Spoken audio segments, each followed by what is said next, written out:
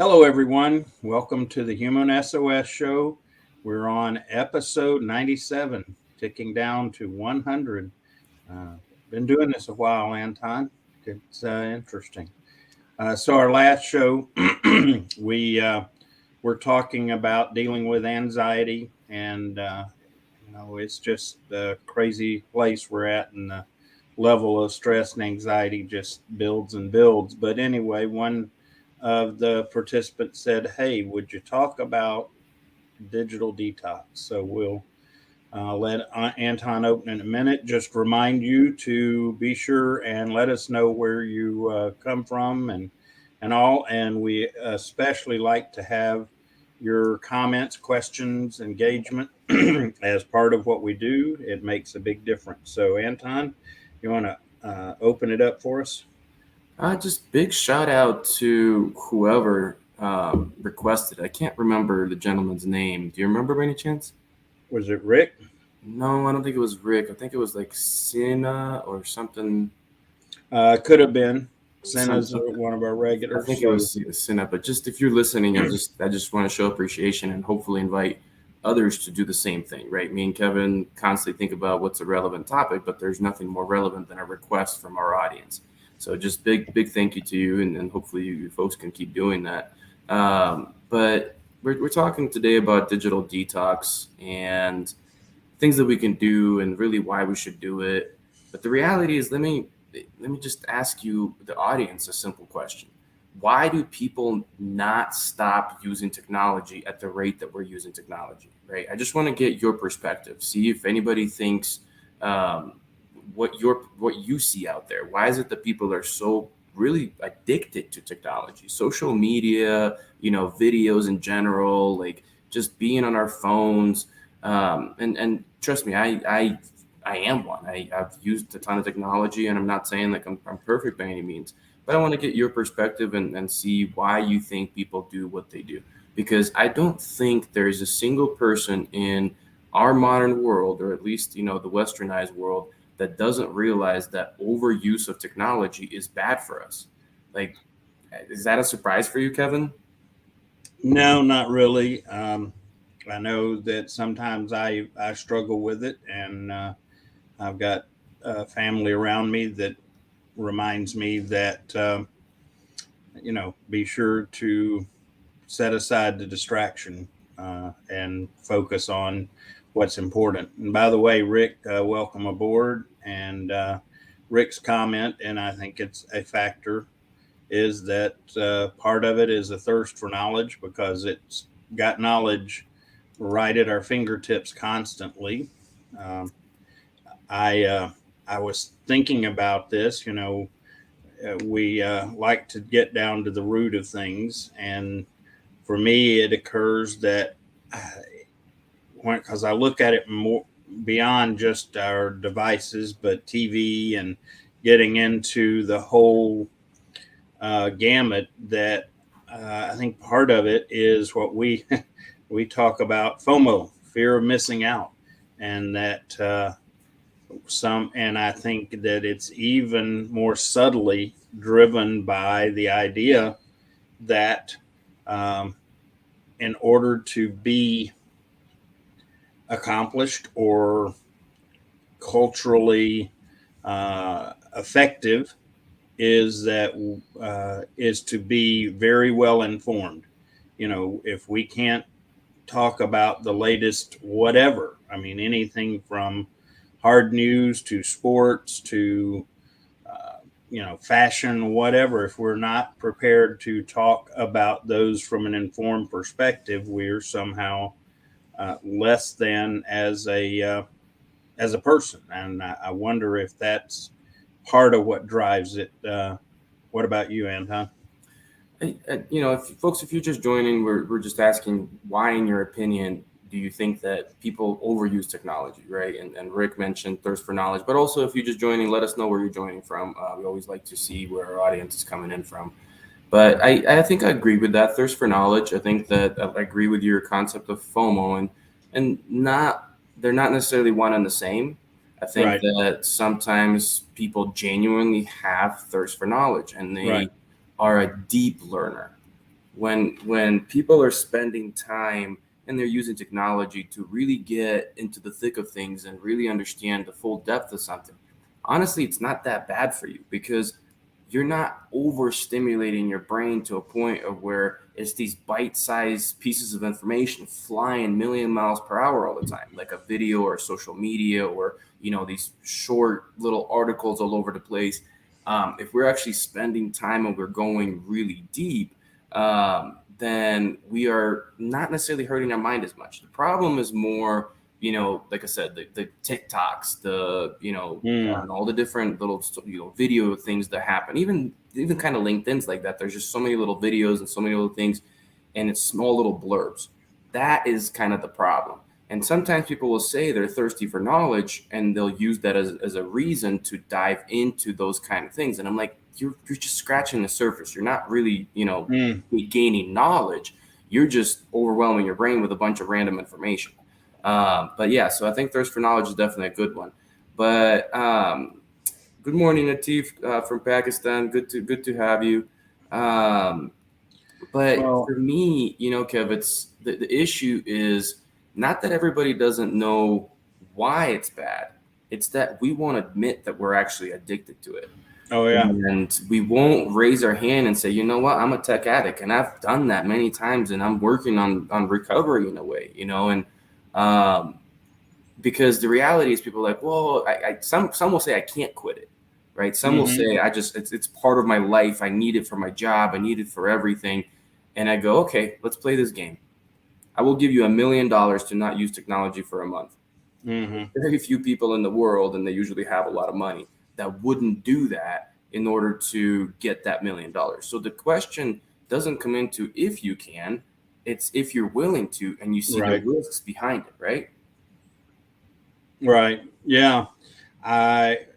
You were talking about something that struck me is intentionally seeking out knowledge and information. Your behavior pattern will be different. Okay. Versus just consuming stuff. And I think of, on Instagram right now, one of the big things is called Reels.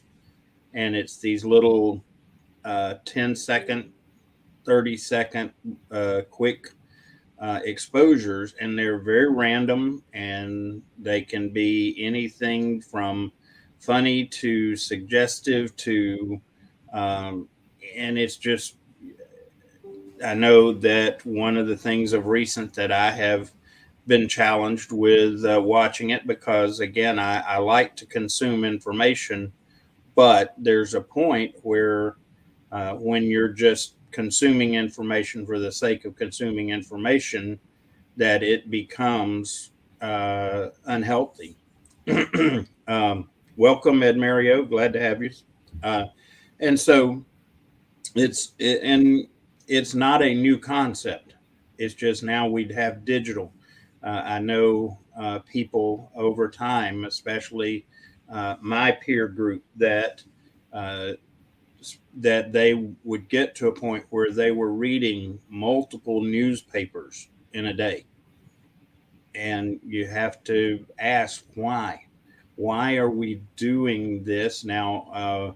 One slight difference between newspaper and the like is that you do have to be intentional, because you got to pick up the paper and move pages. But digital platform, you just turn it on and it'll go, and almost on its own, which is a little scary to think about.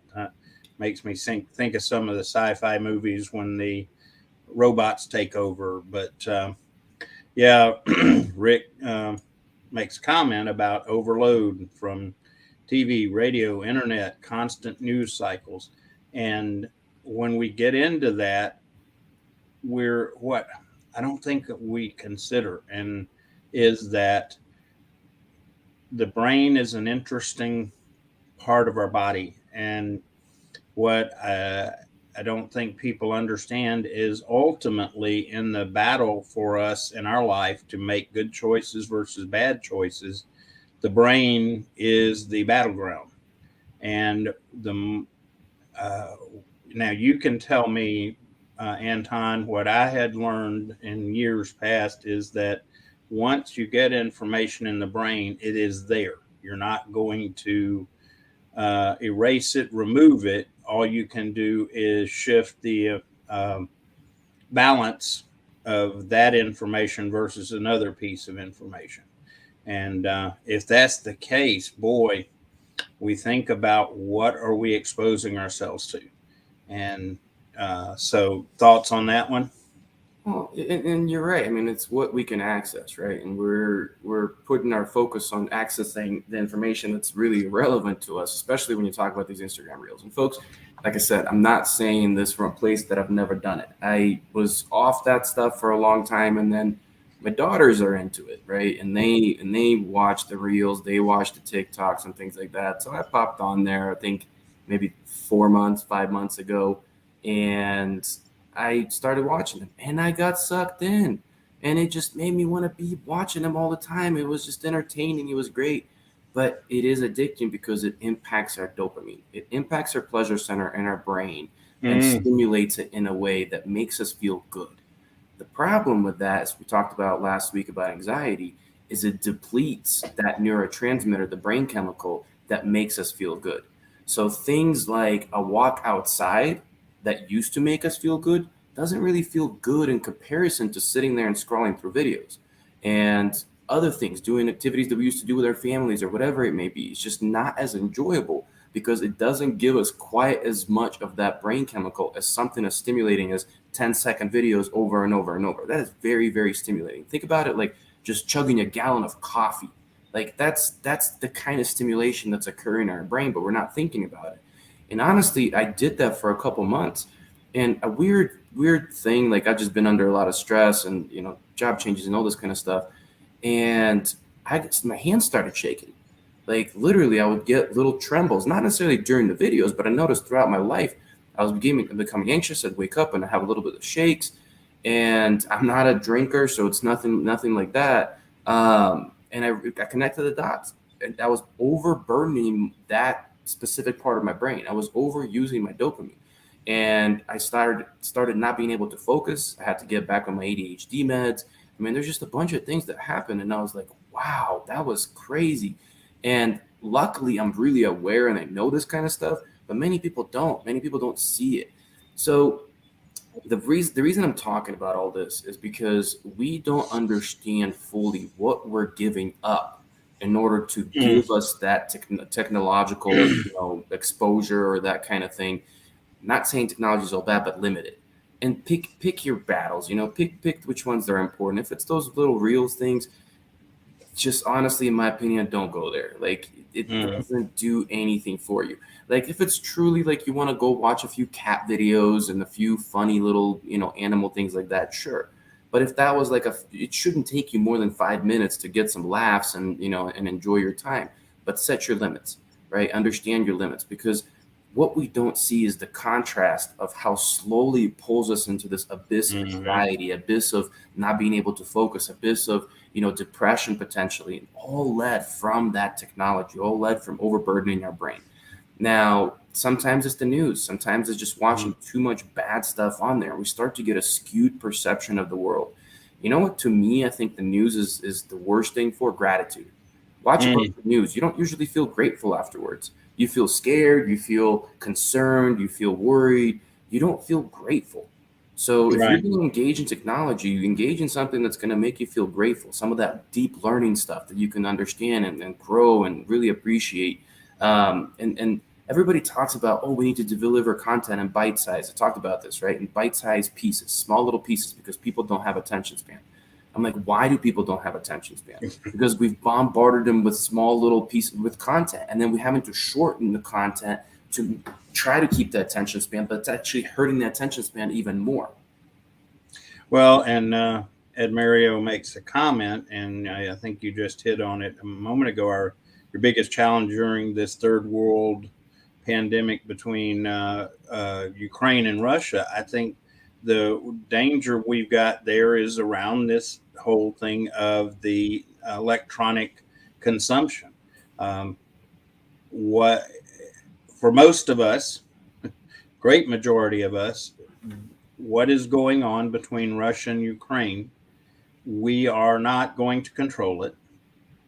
We will have limited influence, and most likely the only influence that we will have will be through prayer.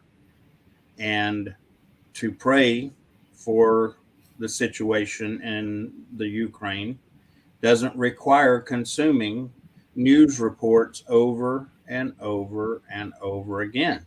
It means rather than watching news reports, if your response is going to be to pray, then turn off the TV and pray, for goodness sake. Or if you've got family or friends that are being affected, turn off the TV and reach out to them and uh, offer to talk with them or whatever. But this thing of, well, in order to be able to talk about it, I've got to know every detail down to the nth degree. No, you don't. It's not necessary. It really isn't. And so we've just, I think the key, and you've hit on it, Anton's intentionality. Getting pulled into these devices, these different pieces are psychologically damaging. And I think more addictive in nature than so many things out there. And part of it, though, that's the problem, is it's culturally acceptable. And so culturally, we don't say, no, this is unhealthy. So it's harder to go, oh, wow, this is causing a problem for me. Because when we look around, everyone else is doing it as also. And I don't think some of this is not accidental. Marketing people for differing platforms and digital outreach, things like that, are very purposeful in knowing what they're doing, because if they can get more of us involved in their platform, their whatever, then they consider themselves having been successful. And in the meantime, we're getting pulled into it. And to give you an idea, I don't want to go to direction of a boogeyman under every rock kind of thing, but there was a big controversy years ago in movies at theaters that they were using subliminal messaging within movie reels. And it was very effective. It planted ideas for us to buy refreshments and things like that. And so even today, some of the same kind of marketing techniques are in use with our digital media, digital devices. They're trying to get us to be using them. And think about it. How many of you right now, if your phone breaks, how many of you will let that go, even as long as you will letting your car go broken down? Most everybody right now, they would drop everything in their world and immediately go try to get this thing fixed.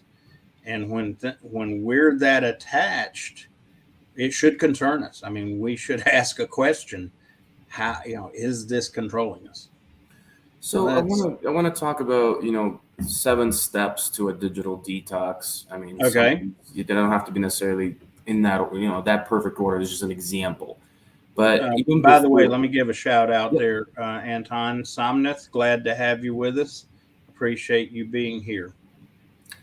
But yeah, it's the thing about a digital detox is that it's intended to create contrast. It's intended to create contrast for you, what you're like while you're limiting technology versus what you're like while you're overexposing yourself to technology. Because once you see that contrast, once you're able to see the good that comes in your life by giving that something up that is pleasurable, very pleasurable, that reward versus work becomes more equal. Because right now, if I tell you give up technology, you don't see the contrast of what good you is like. So it's the ratio doesn't add up. It's like, well, why give this up? Like I give myself all sorts of reasons not to do that. But once I actually experience the feeling of good, once I experience the feeling of what my brain feels like when it's not overloaded, that's when I'm going to be more likely to sustain a technological, reduction or withdrawal, whatever you want to say. So, the first step is usually plan your progress, right? Understand that you're not going to jump this massive leap and give up technology, and that's not necessarily what I'm saying. But plan your progress and say, maybe in week 1, I do very short amount of time. In week 2, I do something longer. In week 3, and you slowly start to build up until in a 30-day challenge, you get to that point where maybe the last week you're actually doing what you wanted to do. We're not a cold turkey kind of people, right? We're not just going to switch something off and be like, all right, well, now I'm ready to do this. It's not easy for our brain to do that. We literally are addicted, and it's just like anything else. We're going to have withdrawals. We're going to have problems. So that's the first step. Any thoughts on planning your progress, Kev? I agree with you. And I think that part of what we need to do is just evaluate, do we have a problem? We don't stop long enough to consider that it could be a problem. So just like Anton said, are we trading excellent for good? Are we trading best for good?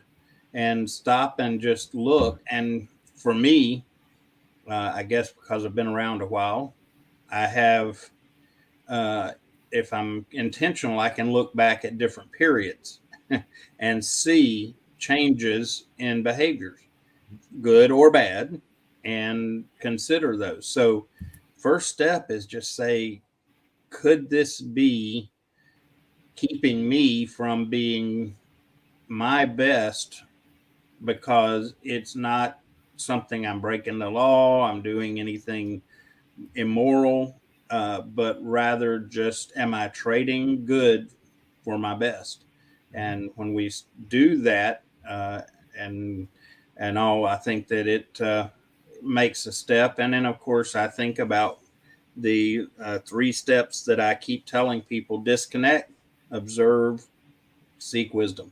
And we need to be intentional about any of it. And I think of a biblical mandate or guidance, and that says that we're not to be conformed to this world, but be transformed by the renewing of our mind. And I think right now, what we're have subtly allowed ourselves to do is to fall into being conformed, because a lot of what this digital content is about conforming to a cultural norm, rather than allowing ourselves to be renewed or to be transformed. And in, Anton, as I sit here and think about it, the difference between seeking knowledge and consuming digital stuff is about the intentionality and about what is the result. If we seek knowledge to learn and grow, we have one result. It impacts us in makes us stronger. Whereas consuming just digital flow, if anything, at best it's neutral, and at worst it takes us in a whole different direction, like you said, much of the time in a negative direction. So yeah.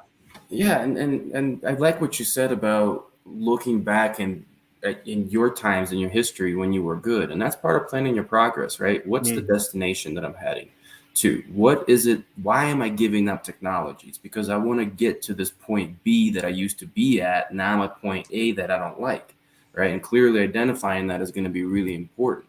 The second step is to start with a small break, or a small step, right? Like, I'm a big fan of, like, if you're struggling with sleep, start with cutting out technology at night. Start just, getting rid of it just at night. You can give maybe yourself up to 6 p.m., 7 p.m. or something like that. And then from that point forward, you just don't do it. You engage with your family. Maybe you read, you consume knowledge in a different way other than technological exposure and things like that. And that would be, the next recommendation. And starting small allows us to create a small victory. This is a really important thing to happen when it comes to behavior change. A lot of times when want to go from point A to point B, we map out these grandiose plans and, make these big leaps and bounds into what we want to change within ourselves. But the likelihood of that being sustained is slim to none. It's just not how human being works. It's not how our behavior change works. But when we create that small little step, me and Kevin talk about 10%, changes all the time. It's at the foundation of everything that we kind of preach about. You create that victory. You create that first sense of, you know what, I can do this. I tried something for a week and I was able to accomplish. I impressed myself. I didn't think this was going to be possible, and I did. And even if it's small, remind yourself to celebrate it. Remind yourself to notice the subtle changes that have come even from that subtle change that you implemented, subtle changes within you, subtle progress towards that point B destination. Well, wow. Again, it's funny when we do these shows. Quite often, I take away and learn from it as much as anybody, because it occurs to me.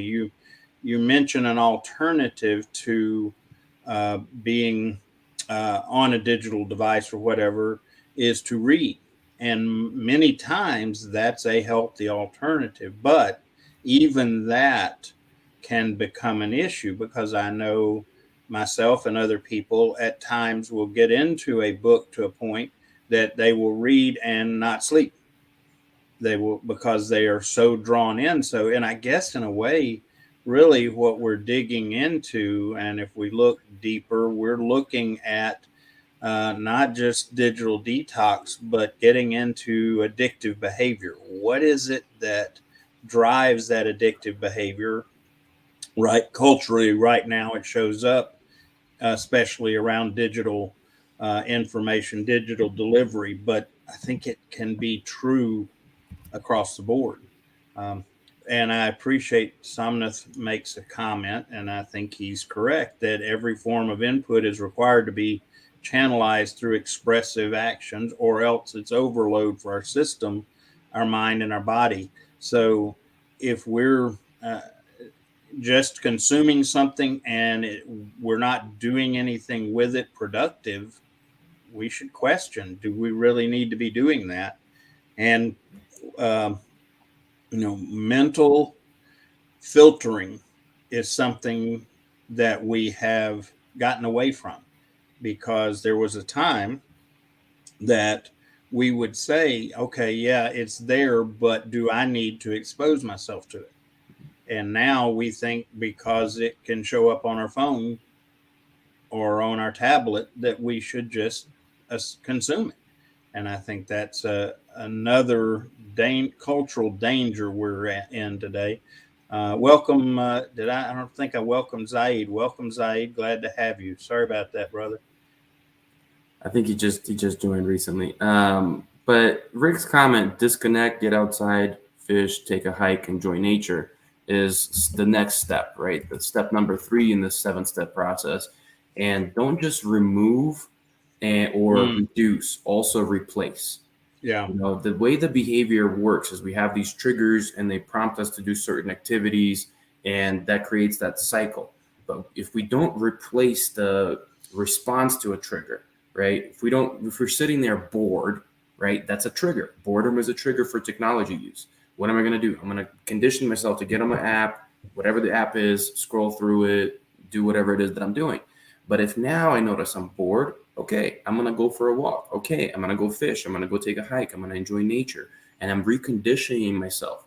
And then here's the important part. See how you feel afterwards.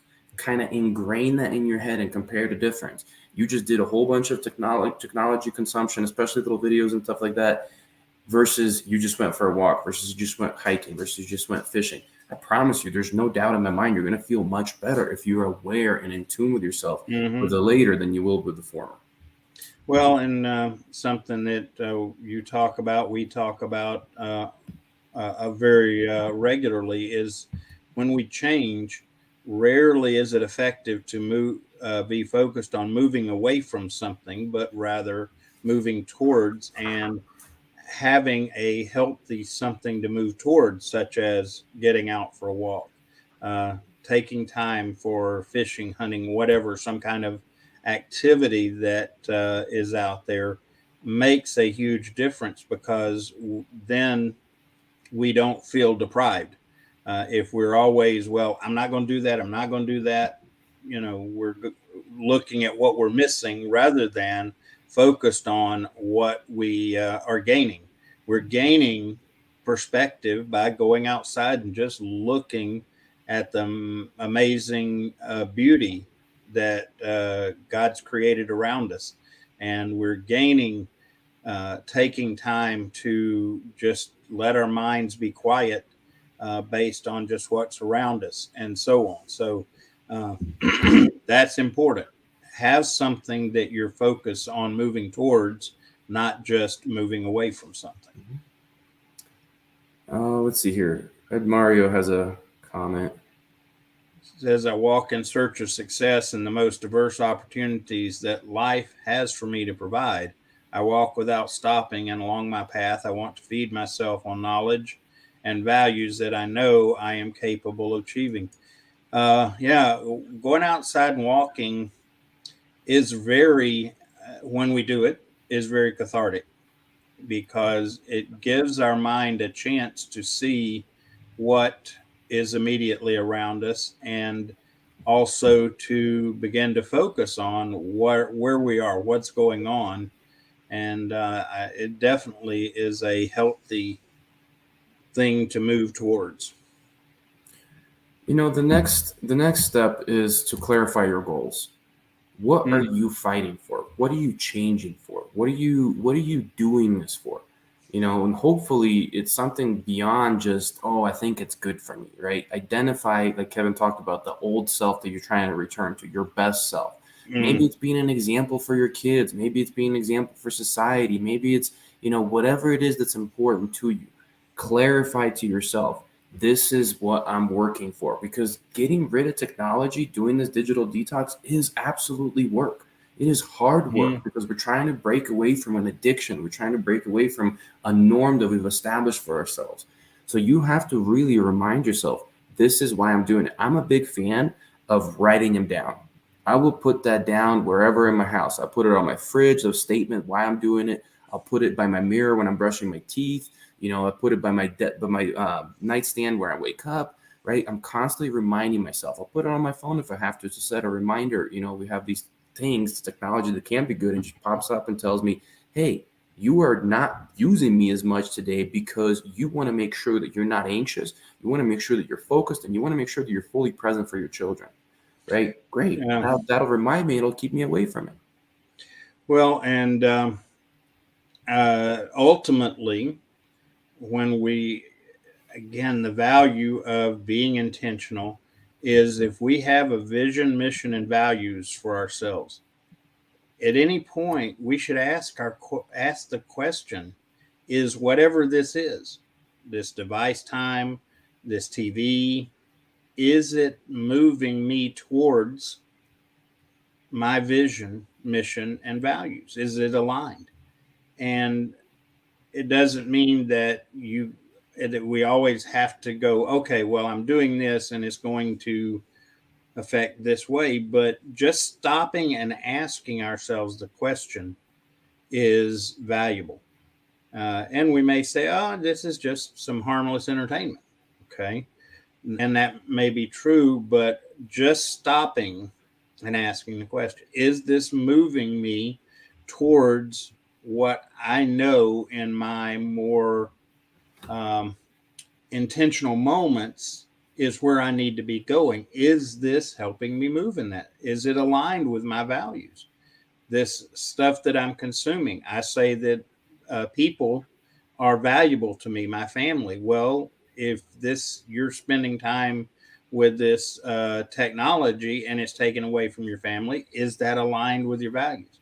So yeah, look at where we're going, and is it where we need to be going? Thanks for joining, Rick. Good luck at the doctors. Hopefully all is well. One thing that this makes me think of is our phones have apps on them that tells us how much we're on them, especially iPhone. It comes pre-built. I don't know about Androids. Go click to your settings and search for screen time.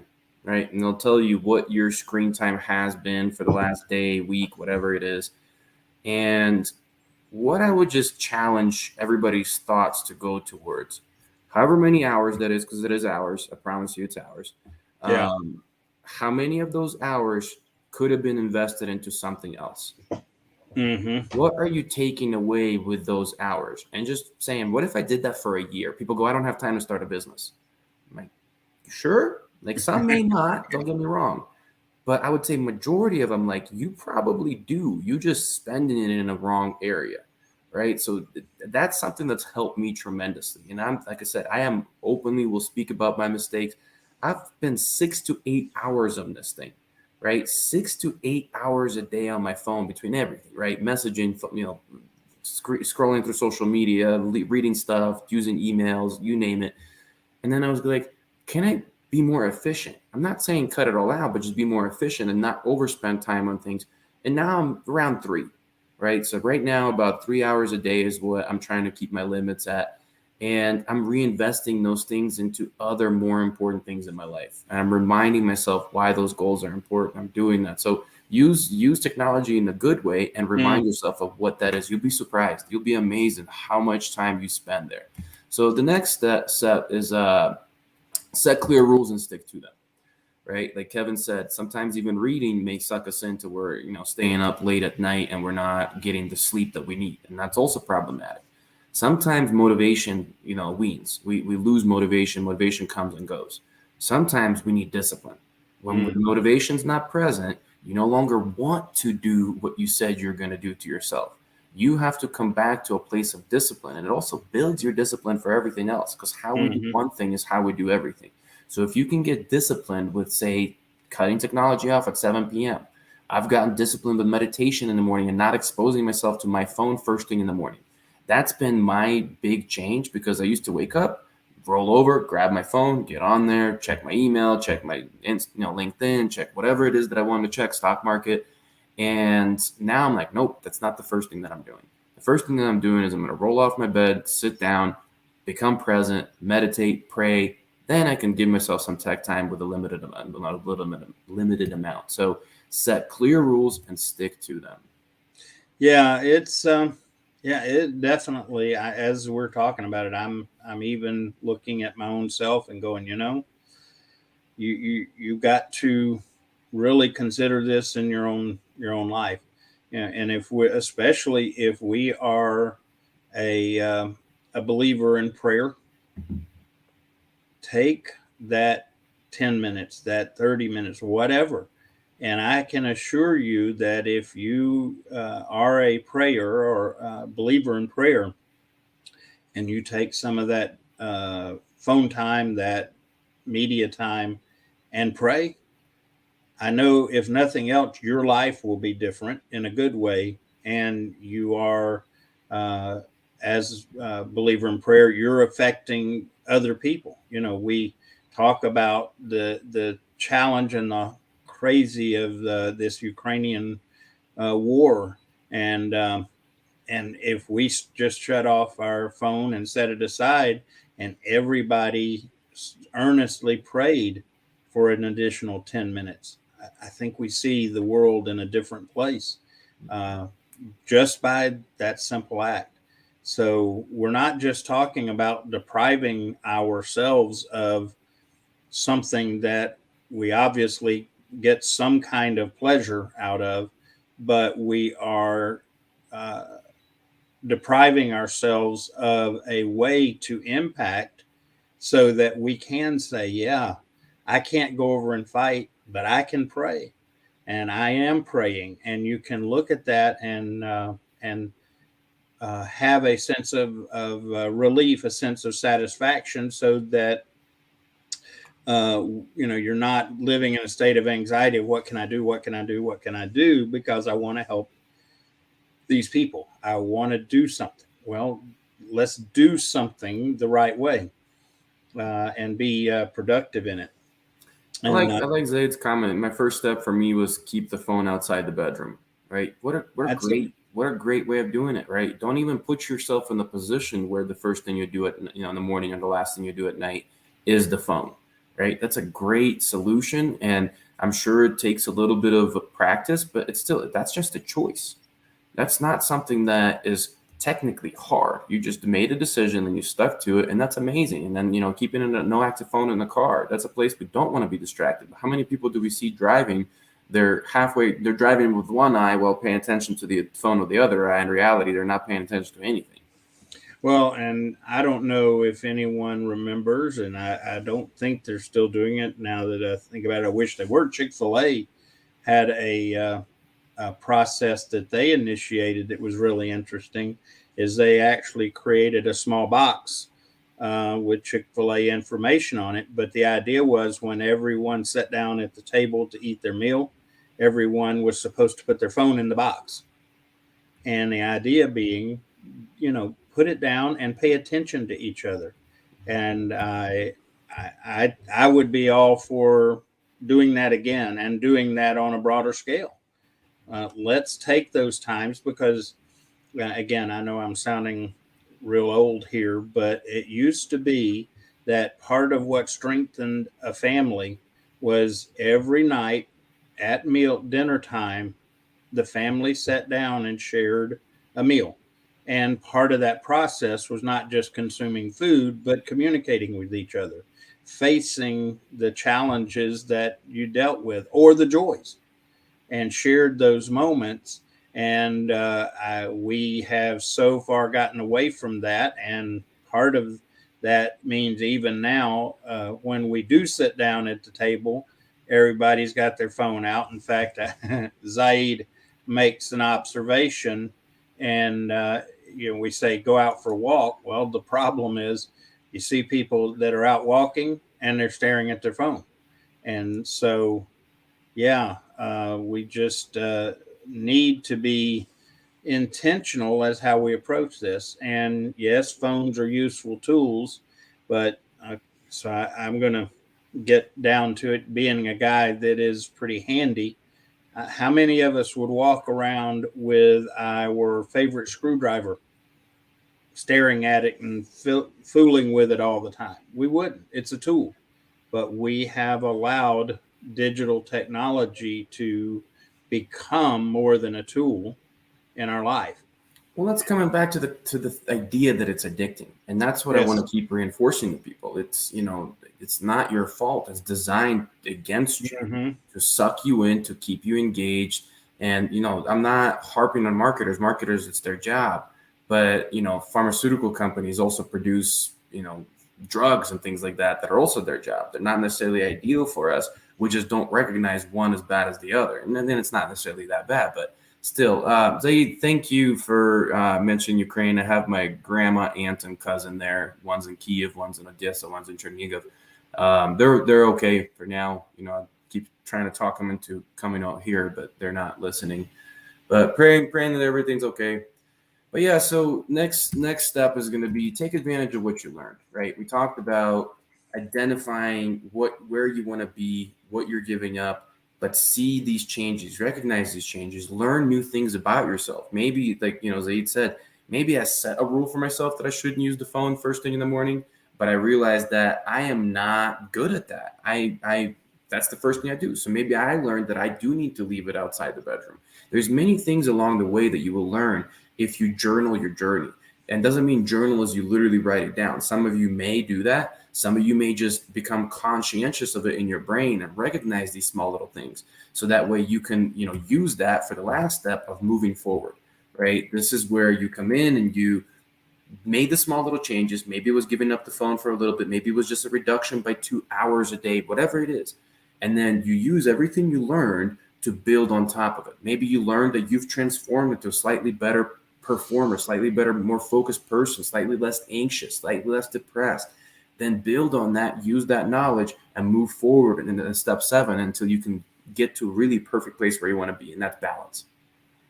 Yeah, and I'm sitting here thinking through, and Zaid thought it was amusing my comment about screwdriver, and I appreciate it's kind of goofy, but one of the things I think about, and I'm sitting here, and on my desk, I have a I wear this bracelet given to me by my children. Well, this bracelet is not just a bracelet. It's not just something that looks good. It's very utilitarian. It's actually a multi-tool, and I wear it every day.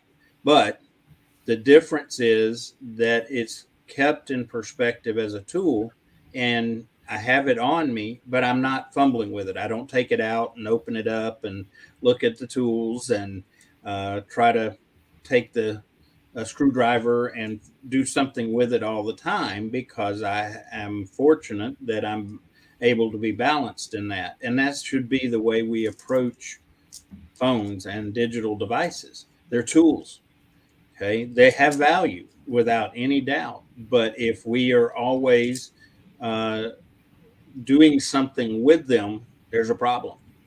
Just like if I were walking around and taking this off and, you know, messing with it and doing something with it all the time, people would start looking at me funny for good reason.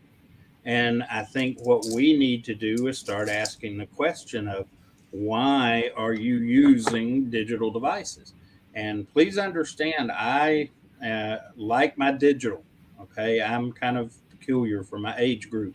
I'm a digital guy, but there's a point where you don't have to have it all the time. Again, I like analogies or parables. For my generation, we most people take notes all the time. And an extreme case that we see in that behavior is someone that keeps a little notebook, and every minute they're taking out their little notebook and writing something in their little notebook. Okay. That's the same kind of behaviors. It's not necessarily a healthy behavior. And if we were to observe that behavior right now, especially, but not just because of age, but because of the contrast to digital. But if you watch somebody walking around and they've got a little notepad in their hand, they're always writing in their notepad, wouldn't you? Most of us would go, wow, there's something peculiar about that. That may not be healthy. That may not be right. But yet we walk around with these in our hand all the time and think nothing of it. I think it's time that we challenge those behaviors, starting with ourselves. Um, and I'm pointing my fingers at me as much as anybody. So next steps, Anton. And that's it. I mean, that's the point. I mean, you just move forward and you repeat. You start back from the beginning and you kind of get better and better. But the biggest thing that I want to remind people is that this is all about sustainability. Like, this is what this show is at the core of this show.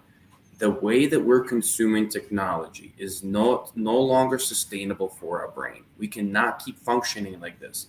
Depression and anxiety and lack of focus is going to continue to skyrocket until we stop overstimulating our brain beyond what is sustainable. Notice I'm not saying stop stimulating your brain. I'm saying beyond what is sustainable. Me and Kevin love the word balance. We talk about it all the time. And you have to find what's right for you. It's different from what's right for me. It's different what's right for Kevin.